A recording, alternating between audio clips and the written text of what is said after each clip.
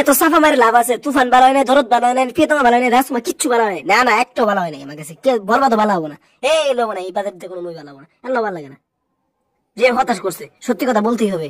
এরকম কথা কিছু কিছু সাকিবিয়ান এখন বলছে, যেমন সাকিবিয়ান নামধারী যারা 5-6 বছর, আজ পর্যন্ত 5-6 বছর ধরে সাকিব ভাইয়ের নাম কামিয়ে টাকা করেছে, তারা এখন বলে বরবাদের প্রচারণা করবে না, তারা অন্যান্য বিষয় নিয়ে কথা বলবে। আর কি তারা সাকিব খানের শত্রু? 5-6 বছর করে বলে এখন আমি সাকিবিয়ান নামে যে কোনো কথাই বলতে পারি। আরে তোদের জুতা পাঠাই, এই যাত্রা দিয়ে তুই এত বড় হইলি, এখন আবার এত জ্বলে তোমাদের? এত জ্বলে কে এইবার? লাগতে আবার সোজা করে দিন বদমাইশ গুলো রে। হ্যাঁ, এখনো কি শুরু করছিস তোরা? এই যে একটা ওয়াসিম বাটপার একটা, এই শালার ক্ষমা চাইতে হবে, শালা বাঞ্চুদের। এই শালা একটা নির্লজ্জা বেহায়া হয়ে গেছে।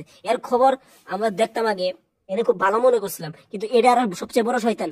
আরে আসলে উপর দিয়ে ভাড়া দেখা গেলে নিচে ভয়ঙ্কর খতরনাক শয়তান। এরকম দেশের শত্রু অনেক দেখেছি, সাকিব খানের শত্রু অনেক দেখেছি। তো ভিডিওটি এ পর্যন্তই, ধন্যবাদ পুরো ভিডিওটি দেখার জন্য।